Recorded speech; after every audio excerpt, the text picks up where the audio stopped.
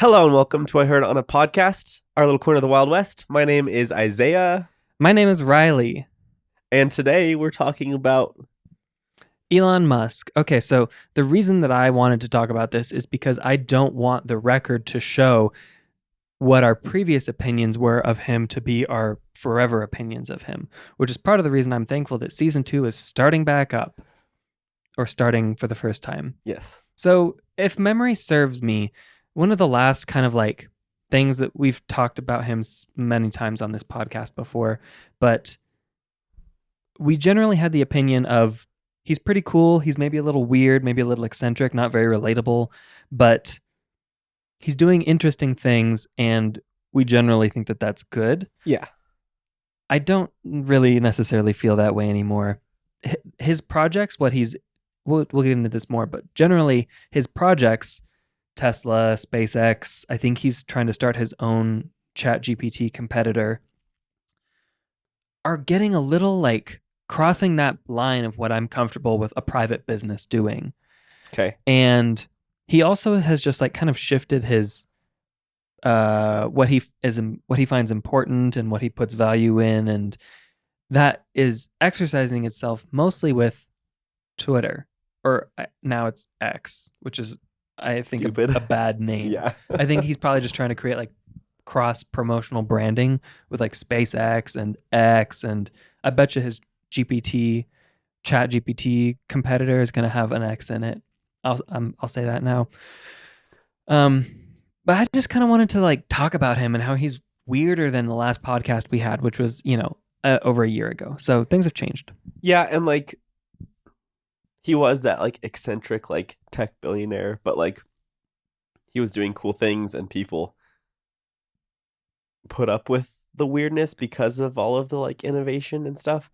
And it's he was pretending to be the like relatable billionaire that like posted memes and used weird slang, and he was in Iron Man. Yeah, so he was like trying to relate to our demographic, maybe a little older, maybe a little younger, but like around the like 20 somethings who now have disposable income, I would say. Yeah, and I think like there's still an aspect of him that does that. Like I think he still does that, but it's kind of like when you have like a kind of like trashy friend who like stays with you and they're like a bad house guest, but it's like kind of fun for a while because they're like kind of rowdy and rambunctious and like they do things that are like edgy and it's like, oh, this is fun. But then after you've like been like they've stayed with you or you've stayed with them for like 3 weeks, you're like getting really sick of them. That's kind of what he feels like. That's not like, how you want to live. Okay, we're getting really tired of like interacting with you and experiencing you as a person. Yeah. I think I read some tweet that he posted maybe last year, and it said something to the extent of Tesla is like humanity's project now. Maybe it was like Tesla is the project for Earth.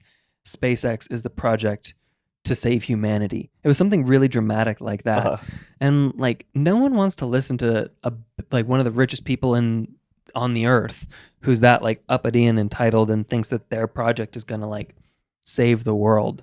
Yeah, and like there is a degree of that could be accurate, like I guess, but it's very pretentious and like I don't obnoxious. think that any one organization or cause, including global governments, is going to be like the future of humanity or like will solve humanity's current problems. But he seems to think that he can like personally address huge problems like climate change or underpopulation in some countries with his Twitter account, which is stupid. And like he does have obviously a lot more power to do those things than like you or I do. Sure. Just because of his influence and his like wealth. But you're right, like he himself isn't going to do those things. Like if SpaceX develops something that gets us to Mars, then like he has contributed to like the diversification of our species, like off of our planet. And like that's a big deal, but it's not solely because of him, and that's not saving humanity end all be all, you know? I think we've talked about this before. But I have a problem of his perspective of Mars being the future of us and like what we should spend time on and money on and Yeah. research on. And I think that that's generally not a very like popular or relatable opinion. Mostly because we can still solve the problems that we have on Earth. We don't need to go and abandon and create some sort of like advanced society of rich people who live on Mars. And then there's like the privileged people who get the brand new shiny planet, and the people who can't afford to pay however much it costs to get to Mars someday to go and leave this world that the rich people left behind that's all crappy. Kind of getting on a soapbox here. No, I agree. And I think like I can see it going two ways. Like I can either see it going that way and like have you seen the movie Elysium?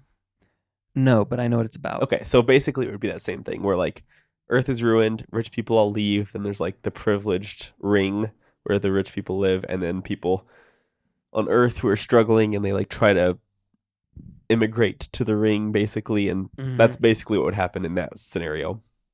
I think what would be more ideal is if like it was like colonists and like scientists and like engineers and people who like can contribute to society and like build a new society almost that start and then have kids there and then they grow up like and so it's not just rich people but it's like a broad diverse group of people who start a new society but it's kind of the same society just on Mars. And then instead of like people leaving Earth because they don't want to deal with the problems, we still deal with the problems here, but we're also diversified and like on more than one planet as a species, and that like Mm-hmm. that takes away the possibility of human extinction from a meteorite, hitting Earth or like something like that, like that's a good thing to have. And it's not running away from the problem, but it's just like looking towards the future. And like if population balloons, like then we have more places to spread out and like we're gonna want to keep exploring, and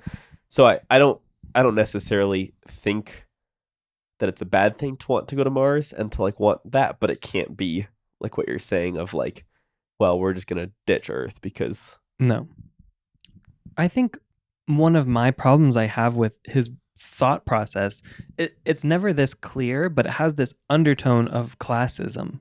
yeah, And he's just like we talked about, he was trying to be the like relatable uber rich dude, but he's not. He's he lives in a system of his own, and he buys a failing social media for $44 billion and just kind of like does unnormal things. yeah, And I think that his perspective on the world, whether it's through like some sort of news interview or his posts on X or how he spends his money getting to space and like prioritizing leaving Earth rather than improving where he's already at, has like a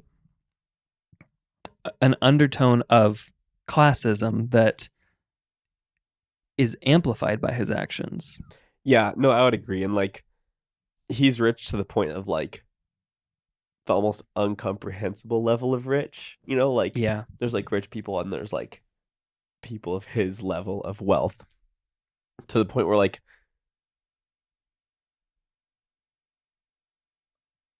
I'd like to think that we would be different, but I don't know if we had that much money for that amount of time if we would be able to kind of like Like you and me. yeah, Well, I mean, he's never not been rich. His right. parents were like mining, what's the word? Like oligarchs. Yeah. And he started out incredibly rich from family money. And then he was able to just like buy a startup that was already doing good things in Tesla and rebrand it and add his own little sparkle to it. I think he's a smart guy, but he is just intensely disconnected from the average person, and he's kind of becoming this like scary, not, I don't know, scary is a strong word, but he's just like further and further polarizing himself. Yeah, and I think well, kind of to his defense, and maybe not his defense, but more like detriment of everyone else. It's like in our current society, like polarization is the thing. And like Yeah. people are trying to intentionally like polarize themselves from people they disagree with and like attract people that they do agree with. So he's acting more rationally and like sanely than a lot of people. on Twitter who are like saying even crazier, more ridiculous, more inflammatory things than he is. But because of his like status and position, it comes into like the light more and it's like under fire more, I guess. And like I'm not saying that the things he says are good necessarily, but I think a lot of people like I mean, on Reddit like 3 years ago, everyone loved Elon Musk and Oh like yeah. he was like the He was the savior king of of the Reddit. world. Yeah, basically.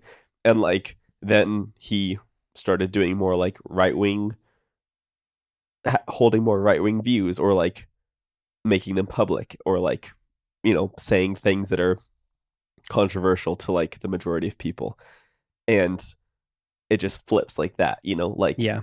the second he goes from being, left and more liberal to like right and more conservative and like supporting people that people on the left hate.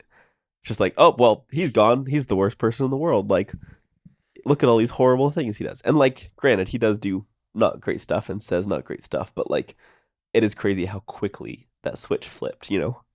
I agree with you that he's just living in a system that rewards polarization and controversial, inflammatory opinions. But that doesn't give a pass to someone who uses that. Just Right. because that is what is successful and what allows you to have a voice easier doesn't mean that that's an okay thing to do, in my opinion. Do you think he is intentionally inflammatory because like he's got kind of like a belligerent like personality, or do you think it's like it's keeping him relevant? I think that it's the latter, and I think that that's true of most people who seemingly are belligerent and won't listen to anyone else's opinion and say ridiculous inflammatory things that you wouldn't expect anyone to just like tell you during a conversation, but they're okay in a 45 character tweet or Yeah. whatever, because that is such a powerful way to just become known. Like I think it's more valuable now to be known than to have good morals. Yeah.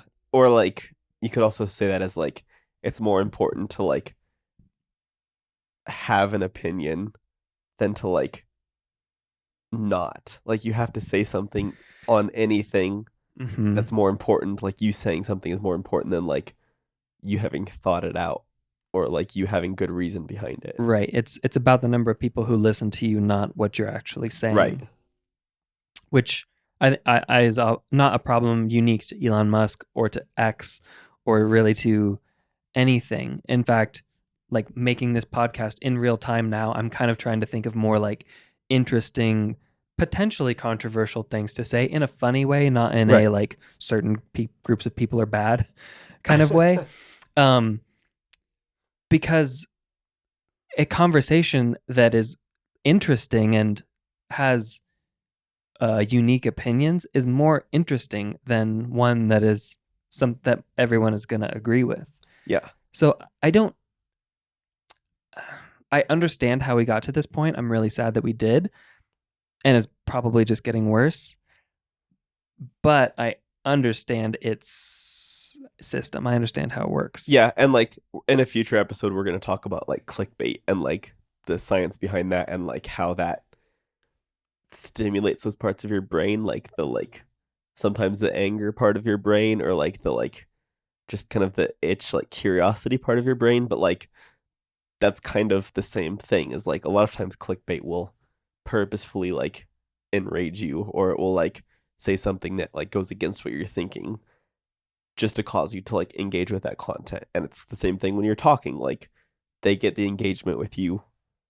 They don't even have to believe it, but if they say it and it works, then like they've won and people have won if they're shooting for influence and they're shooting for relevance. Yeah. I think this is just like a different kind of personality. I just don't relate to the ability to say things that you don't believe or exaggerated versions of what you believe to have influence. Like your influence then is it's kind of a vicious cycle. You have to say more things that you don't really feel that truthful about in order to build your influence. And then you have influence and you want to maintain it. So you have to keep saying overinflated things.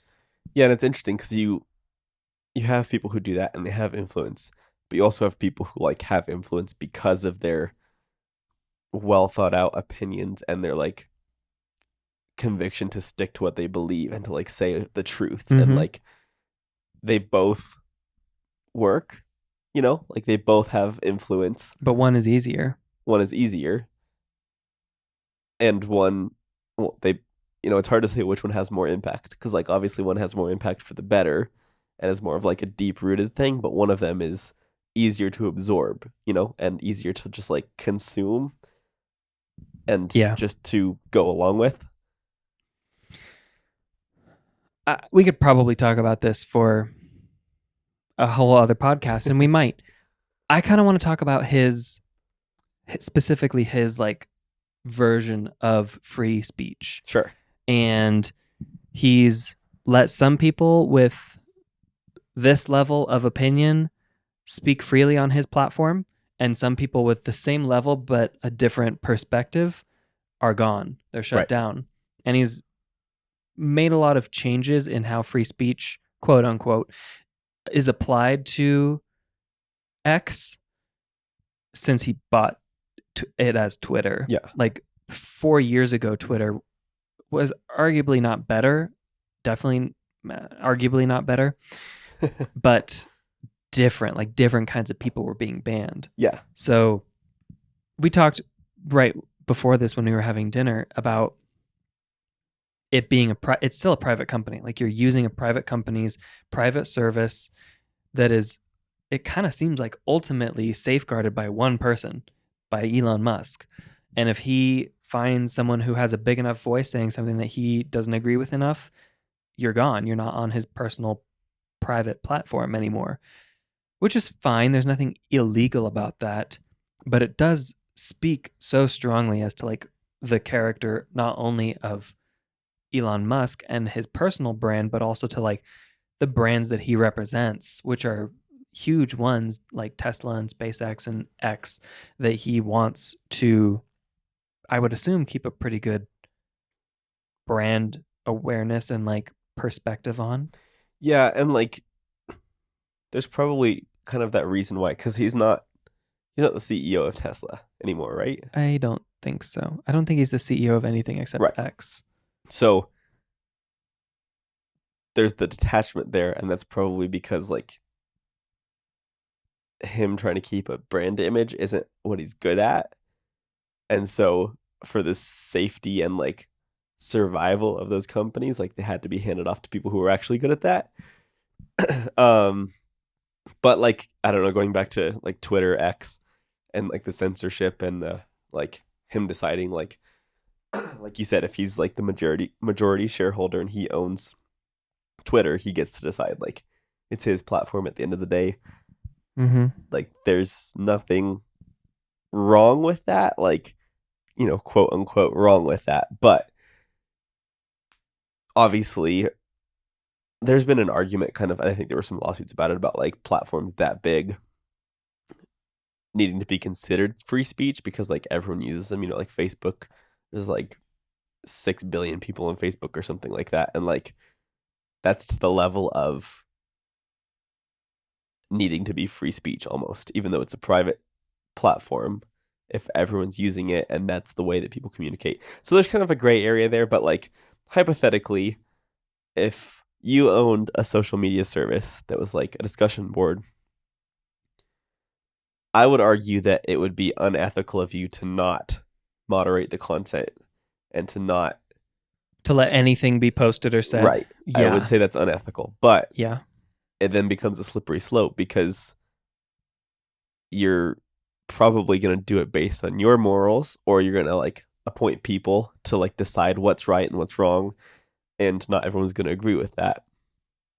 Or even opinions, like there could be something that you don't like and it's more of an opinion, but like you're really against it, and so you're not going to allow that on your platform. Like people who roll coal, you hate people who roll coal in their diesel trucks. That's true. And you're not going to let them talk about how to roll coal on Priuses all day, and so you're going to censor that. But that whole group of people then like hates you for that because you're censoring them, especially if it's a platform as big as Twitter or whatever. So Yeah. I can see both sides, but I think like personally, I would censor people. I agree with you. It's like, which is more morally gray? Is Right. it more morally gray to let literally anything be posted and you could just like be scrolling along and see the most like bigoted, hateful thing said, or image? Any image could be posted. That becomes a huge legal liability. Right. And also it's just wrong. Like there are some standards of morals that I think 95% of people abide by, Yeah. probably more. And some standards of morals that are more like culturally based or politically based or based on personal experience. And those are probably the ones that are more controversial to limit. But that's one of the reasons I'm really glad that I don't moderate a public slash post personal um like discussion board or like social media site, Yeah. because even if I tried to be the most neutral I could, like if I asked ChatGPT, should this allowed to be posted? Should this be allowed to be posted? And it has this like kind of pre-programmed moral standard that seems very boring and neutral. That's still very much dictated by like my cultural understanding of morality. Hmm. And like it might be wrong to show like bare boobs in my culture on social media, Right. but in other cultures, like breastfeeding in public or like just not having to wear a shirt as a person with boobs is totally normal. Yeah. And like the social media of that culture, it would be no problem to show boobs. But in our culture, it is. So it's just like an impossible decision to make.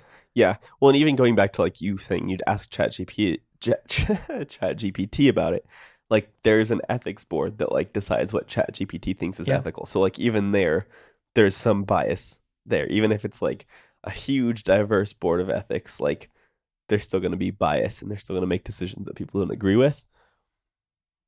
So there's really no, I don't know, at that point you're getting into like absolute morality and absolute truth and like stuff Mm. like that, which is like a Which whole nother doesn't exist. conversation.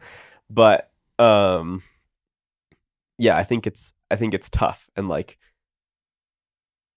I think it's I think we can be grateful to not have to deal with it, but I also think it's important to like think about and like process, because like maybe someday we will be in a position like that or something and like have to have thought about that beforehand Yeah. and have a conviction there. And like even for you listening, like maybe that's something that you need to think about and like build a conviction in so that you have it decided before you need to, because like that's something that you can easily be pushed back and forth in if you're just kind of like trying to figure it out on the fly and like letting people decide for you. I agree with you that it's important to decide those things for yourself and to like base it on the things that are important to you, which you, I guess, have to decide what's first important to you. And to circle it back to Elon Musk, Yes. he's got his own set of like morals and convictions and opinions and standards of what is and isn't okay to say in a public-ish area. And I guess if you don't like it, you can leave. You can go to Yeah. Threads, Yeah. or you can just not have Get either. censored by Zuck. Yeah, I Speaking mean, of Zuck, how about their fight?